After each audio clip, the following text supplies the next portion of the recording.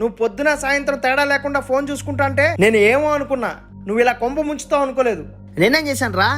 ఏం చేసావా? మీలాంటి సింగిల్ అబ్బాయిలకి ఆన్లైన్ లో అమ్మాయిలు తగులుకోవడం తప్ప వేరే పని లేదా? సింగిల్ అబ్బాయిలా? ఇంకెవరున్నారు?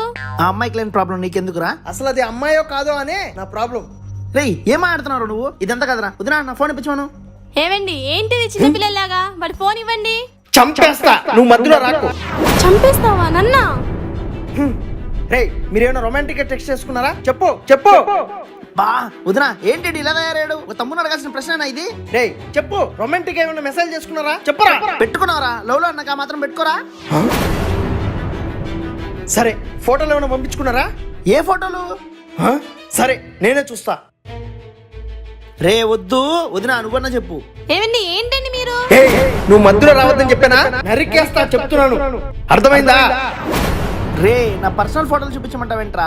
అదెలా చూపించుకుంటావు? నాకే చూపించుకోలేని వాడివి రేపు అన్ని సైట్స్ లో అప్లోడ్ చేస్తే ఏం చేస్తావురా? నేను నా గర్ల్ ఫ్రెండ్ మాడుకునేటివి నెట్ లో ఎవరు పెడతారా? మైండ్ దొబ్బిందా నీకు? రే నా ఫోన్ ఇయ్యని చెప్తున్నానా? రే నేను ఇయ్యను రా. ఎందుకు రే? వదినా ఏంటి వదినా వాడు?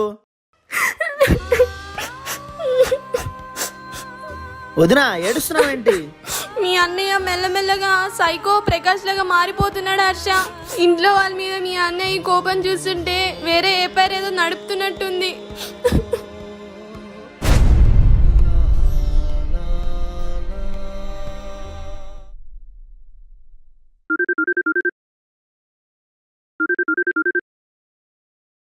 Hello Chanakya sir. Sai urgent గా నువ్వు ఒక పని చేయాలి.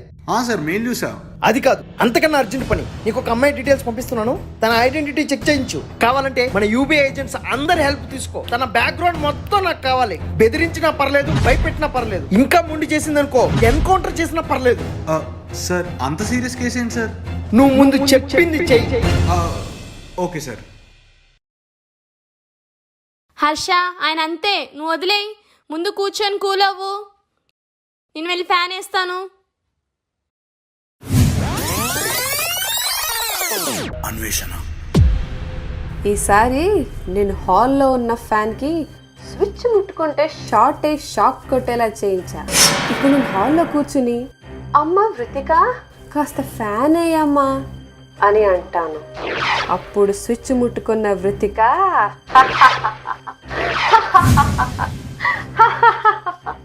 ఫ్యాన్ వేస్తే చంపేస్తా. ఏవండి హాల్లో ఫ్యాన్ వేసావు అనుకో చంపేస్తా. అసలు నీ ఇంట్లో పెత్తనం ఏంటో నాకు అర్థం కావట్లేదురా. ఛీ ఏంటి ఏంటే? ఈ మధ్య మీరు చాలా తేడాగా బిహేవ్ చేస్తున్నారు. ఇలానే బిహేవ్ చేస్తే నేను మా పుట్టిన అన్వేషణ టైం అయిపోయింది. ఏమైనా మాట్లాడుకుంటే అరగంట తర్వాత మాట్లాడుకుందాం. Please please please please please please.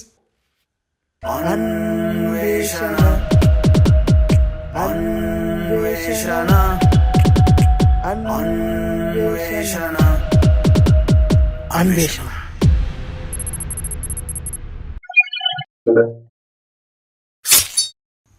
Hey bro what's up. వీడొకడు.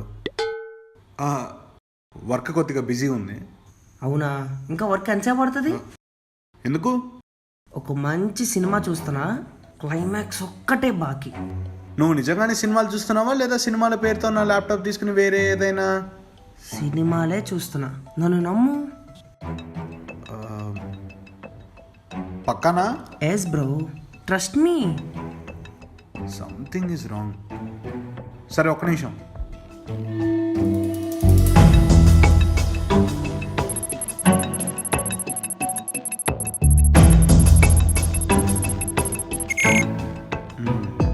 తీసుకో. Thank you.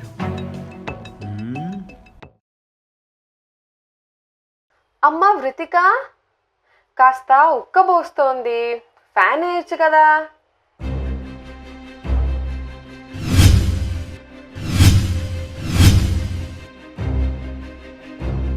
వృతిక వద్దు, వృతిక వద్దు. నీకేమైనా అయితే నేను తట్టుకోలేను వృతిక.